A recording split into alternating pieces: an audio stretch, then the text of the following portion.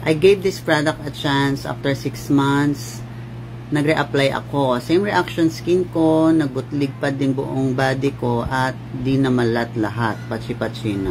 So, hi mga ka-Diyosa. So, ayan, sige sagutin ulit natin ang comment na ito ng ating ka-Diyosa sa paggamit niya ng ating SCD Peeling Skin Lotion.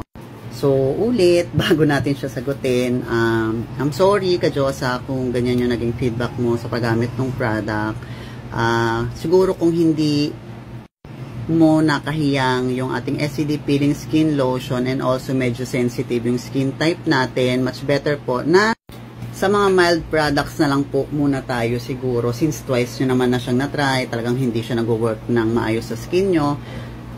Meron po tayong SCD Bleaching Lotion. Ito po ay whitening lotion, moisturizing lotion with SPF 15. So, mild na lang po siya. Hindi nyo na po mararanasan yung mga skin irritation na yan.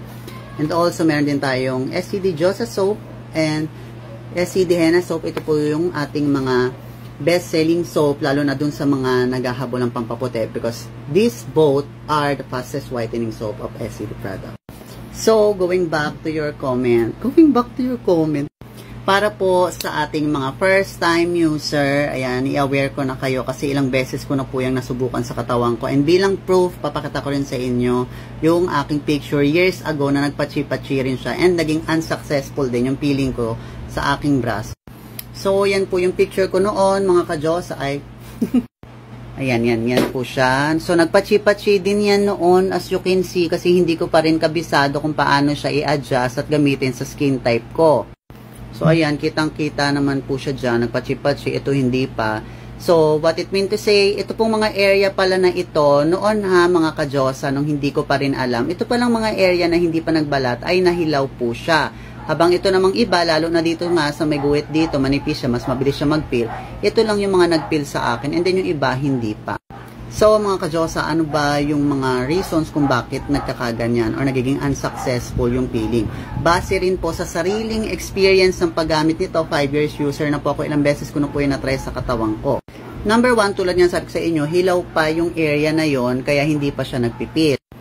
Number 2, sinasabon ko siya during daytime, binabalawang ko siya ng sabon during daytime ng panahon na yan, hindi ko alam na dapat pala tubig lang para nai-stay or nabababad yung gamot dun sa pinaka-skin natin para ma-absorb siya. Since mas makapal yung skin type natin sa body compare sa mukha, so dapat mas matagal siya nakababad. Kaya 3 patong yung ina-advise ni SCD na 3 coat yung ilagay natin kapag sa braso at binti natin siya ilalagay. Uy, pero sa mukha once lang ha. So, kaya ganun kadami yung pinalalagay kasi nga mas makapal yung area na to compare sa mukha natin. So, ngayon, katulad nyo, let's say, sasabihin nyo sa akin, Miss RC, nagawa ko na yung 3 patong, makapal na yung ginawa ko. Bakit nagpapachi-pachi pa rin siya? Hindi ko na yan sinasabon sa umaga, tubig na lang din tulad ng sabi mo, bakit nagpapachi-pachi pa rin siya? Ito yung last tip mga ka-Diyosa na nalaman ko din bago talaga ako nag-successful peeling. Drink more water. And also, kapag 3rd day, sobrang dry na nung balat mo, ibabad mo siya ng matagal sa tubig.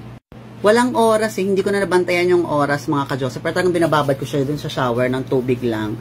Hanggang sa, after mo siyang ibabad, punasan mo lang siya ng damp, mapapansin mo, namumuti yung mga nag-dry na skin. And then habang malambot siya, dun ko siya inangat. Kasi nga, lumambot yung dry skin niya, so mas madali siyang ipil, and then buo siya. Kasi dati nung hindi ko pa ginagawa yung technique na yun, ganyan din yung nangyayari sa akin kahit hindi ko siya sabunin at damihan ko yung product na lagay ko. Nagaganyan siya kasi dikit na dikit siya. So, kailangan pala maging hydrated yung katawan natin. So, drink more water and also sa 3rd day at dry na siya, ibabad mo siya ng ibabad sa tubig para lumambot yung skin. Then, pag inangat mo siya, since malambot nga yung dry skin na yon, buo siyang natatanggal. Kaya, doon ko naman na-achieve yung ganitong klaseng mga peeling effect. Talagang ang lalaki niya. Ayan. Ganun yung ginawa ko sa kanya. Binabad ko siya ng binabad sa tubig since nag-dry na yung skin. Then maya-maya nakita ko, umaangat na yung mga dry skin na yun. Malambot na siya. Kaya pag hinila mo siya, dahan-dahan, syempre, diskarte mga ka-Diyosa. Dahan-dahan yung pag-peel sa kanya.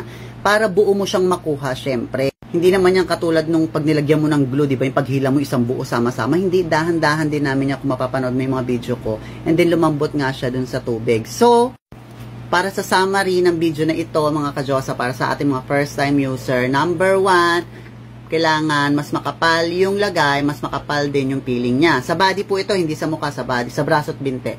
Mas makapal yung gamot na ilalagay natin, mas makapal yung peeling niya. Number 2, tubig lang ang ipambabanlaw mo hanggat hindi siya nagbabalat. Tubig lang ang ipambabanlaw. No soap and no scrubbing.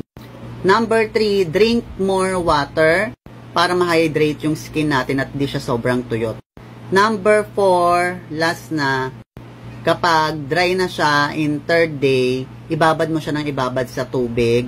Basta pakiramdaman mo lang siya, ibabad mo, walang oras, sorry, hindi ko siya naalala. Basta ibabad mo lang siya hanggang sa lumambot yung mga dry skin, and then lumambot nga yun, mas madali natin siyang mapipil. So sabay-sabay natin siya makukuha, katulad ng nasa picture na ito. So yun lang yung 4 tips na maibibigay ko sa inyo, lalo na sa ating mga first time user. And regarding sa skin reaction, skin irritation, that's normal. Kahit ako, aware lang ako talaga na mamumula siya, magdadry yung skin mo, may konting makati. Minsan may times na nagbubutlig, lalo na sa lower part ng body natin, dyan sa mga binti. Kasi nga matubig yung area na yan, mula dito sa tiyan pababa, kaya mas prone siya sa butlig. Compare dun sa braso, di ba bihira siya magbutlig. Pero tulad nga sabi ko sa inyo, kapag sa body yung siya ginagamit, inuman nyo lang yan ng cetirizine tablet, at least 1 to twice a day. Second day pa lang ng pag-a-apply nyo para malesen na rin yung mga skin irritation, pero hindi pa rin yung may iwasan, lalo na kapag sa body, since mas marami nga yung product na nilalagay natin, so mas naluluto siya. Pero don't worry, based sa experience ng maraming beses, 2 to 3 weeks, maximum of 1 month, mawawala rin po yan at pabalik din po sa dati. Proven and tested na namin yan mga ka-Diyosa, more than 10 times ko na yung ginawa sa katawan ko. So, yun lang mga ka-Diyosa, and hopefully nakatulong ang video na to sa iyo. Try mo yung 4 tips or method na ibinigay ko sa iyo for today's video. So, have a great day mga ka-Diyosa. Good luck. Bye-bye!